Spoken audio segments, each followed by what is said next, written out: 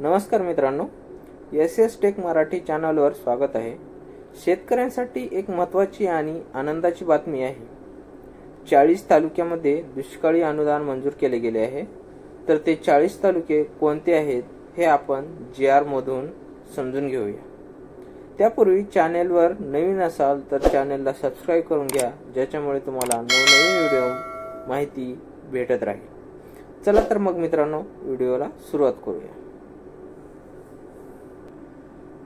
मित्रांनो, खरीप हंगाम 2023 मधील दुष्काळामुळे झालेल्या शेतपिकांच्या नुकसानीकरिता बाधित शेतकऱ्यांना निविष्ठा अनुदान देण्यासाठी निधी वितरित करण्यास मान्यता देण्याबाबतचा हा GR मित्रांनो, हा GR 29 फेब्रुवारी 2024 चा आहे।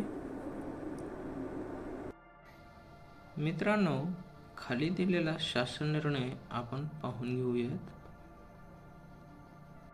खरीप हंगाम 2023 करिता दुष्काळ जाहीर केलेल्या 40 तालुक्यामधील खातेदारांना कृषी विषयक मदतीसाठी निविष्ठा अनुदान वाटप करण्याकरता वर नमूद क्रमांक 2 येथील शासन निर्णयान्वये निश्चित केलेल्या दरानुसार राज्य आपत्ती प्रतिसाद निधीमधून तसेच राज्य शासनाच्या निधीमधून एकूण अक्षरी रुपये 2,443 कोटी 22,71,000 इतका निधी वितरित करण्यास शासनाची मंजुरी देण्यात येत आहे।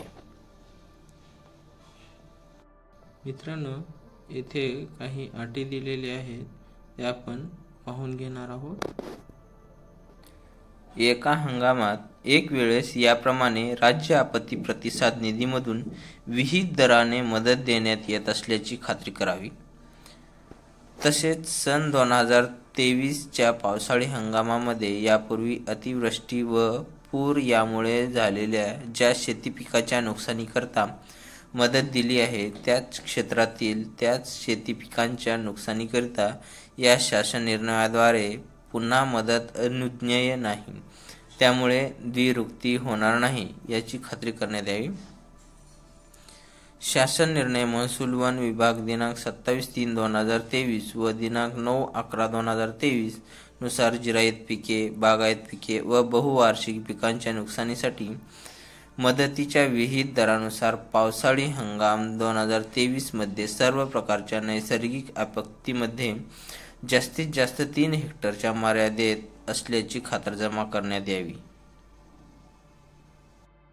मित्रांनो, 40 तालुके कोणते आहेत ते आपण पाहून घेऊयात। येथे पहा,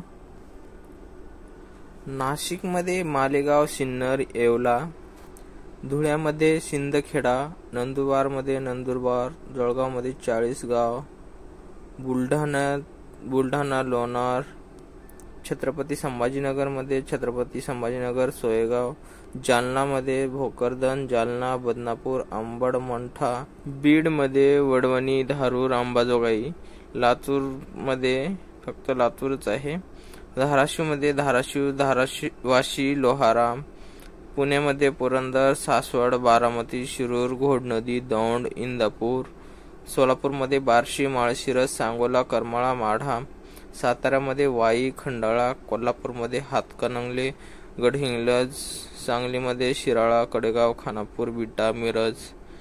तर मित्रांनो, हे ते 40 तालुके होते। तर तुम्ही पाहून घ्या तुमचा तालुका यामध्ये आहे का नाही। मित्रांनो, याची लिंक मी खाली डिस्क्रिप्शन मध्ये दिलेली आहे, ती तुम्ही पाहून घ्या।